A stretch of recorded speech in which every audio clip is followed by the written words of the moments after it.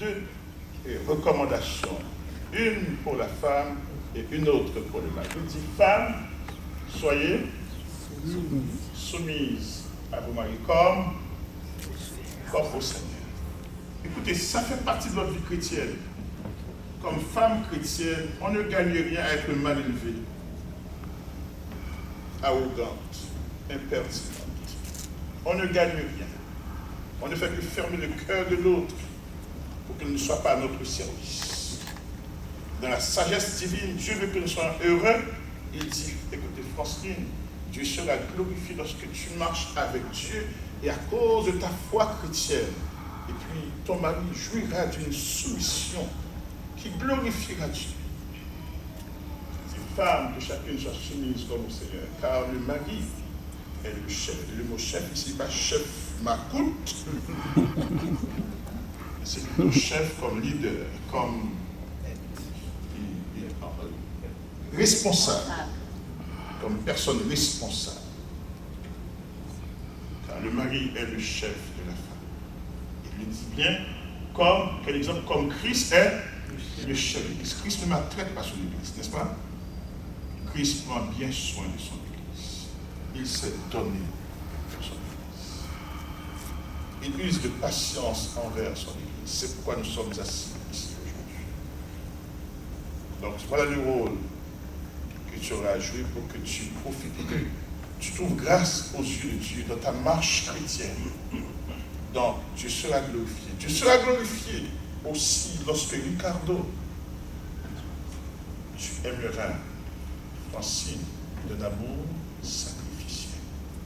Regardez maintenant le verset 25 qui dit, or Marie, aimez vos femmes comment? Comme Christ a aimé l'Église et s'est livré lui-même pour elle.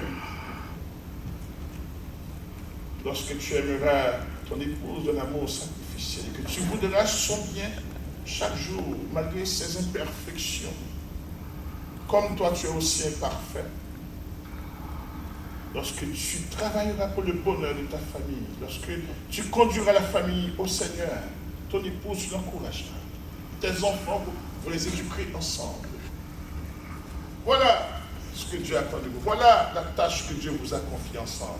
Et je vous le garantis, si vous marchez avec Dieu aujourd'hui, main dans la main, ensemble comme famille, un jour vous vous retrouvez devant la porte du ciel, vous montez dans les feuilles, et Christ vous dira, c'est bien moi, fidèle serviteur, vous avez été fidèle en peu de choses. Venez jouer le temps. Vous êtes mariés, vous êtes mariés aujourd'hui. Pas juste pour être habillé, pas juste pour signer des registres, non plus pour l'associer. Votre mariage revêt un sens profond et particulier. Vous êtes revenus à votre Dieu pour obéir à ça. Que chaque jour, l'obéissance vous caractérise. Que chaque jour, Dieu prenne plaisir au désir de vos cœurs, de lui plaire. Que sa bénédiction soit sur vous. Que cette journée marque le début d'une vie remplie de grâce, remplie de bénédiction, remplie de paix. Et un jour, vous vous retrouverez ensemble dans l'éternité bénéfice. Tout le monde comme époux, avec l'époux par excellence qui est Jésus-Christ dans la vie que Dieu vous bénisse. Amen.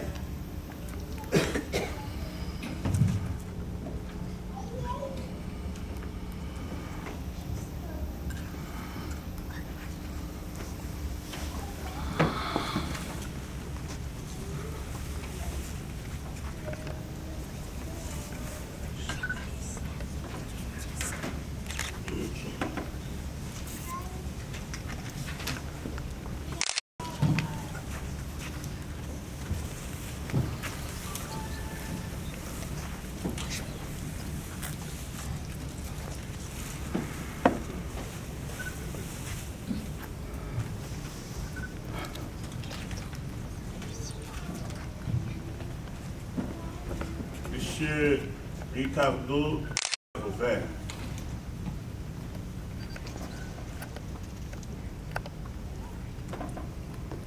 Je n'ai pas eu le privilège de vous demander depuis combien de temps vous avez rencontré Francine, mais ça fait des... Et aujourd'hui, devant Dieu, vous tenez ces deux mains dans les tiennes. Parce que vous êtes venus pour cet engagement. Et je prie que vous le preniez de tout votre cœur. Veux-tu prendre cette femme dont tu tiens les mains dans les tiennes pour ton épouse légitime et vivre avec elle dans le saint état du mariage?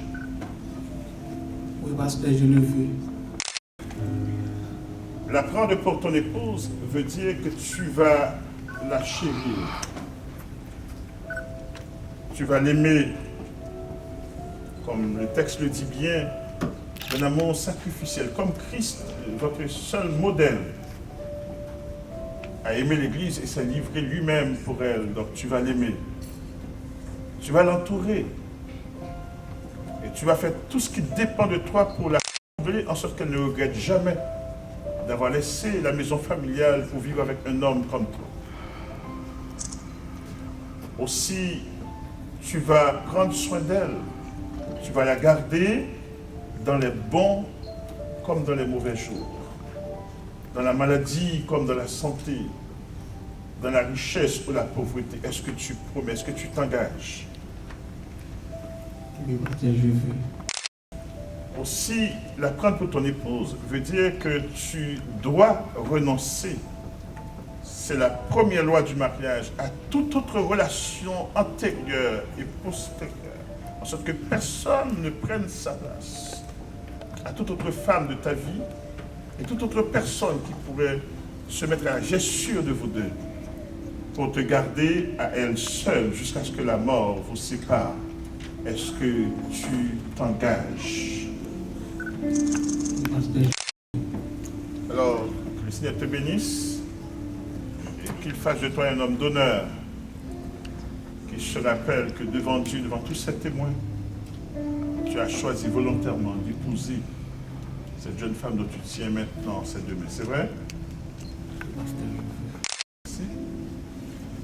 Alors, il veut toujours. Franceline, tu as mis tes deux mains dans la main de cet homme. Est-ce que tu le connais? Oui, pasteur. Tu le connais? Est-ce que tu veux prendre cet homme pour ton époux légitime devant Dieu, devant tous ces témoins réunis cet après-midi du 10 août 2013 pour ton époux légitime et vivre avec lui dans le saint état du mariage? Oui, pasteur, je le veux. Ok, le prendre pour ton époux légitime veut dire que tu vas honorer cet homme. Tu seras l'expression suprême même de ton amour pour lui, comme le texte le dit, femme, que chacune soit soumise. Et dans cette soumission, il y a le respect. Alors, tu vas honorer cet homme, tu vas prendre soin de lui, tu vas l'entourer, tu vas le chérir, tu vas aussi le garder dans la maladie comme dans la santé, dans la richesse ou la pauvreté, dans les bons comme dans les mauvais jours. Est-ce que tu promets? Oui, pasteur, je le veux. Ok. Aussi, vouloir épouser cet homme veut dire que tu dois renoncer à tout autre homme de ta vie pour te garder à lui seul jusqu'à ce que la mort vous sépare. Est-ce que tu t'engages? Oui, pasteur. Alors, est-ce que vous les avez entendus? Amen. Donc, que le Seigneur vous bénisse abondamment. J'invite les hommes à revenir pour le prochain numéro. Regardez-lui, regardez-lui. Il arrange les colliers de madame. Ok. Alors, j'invite les hommes à s'approcher pour le spécial. Ensuite, on va clôturer.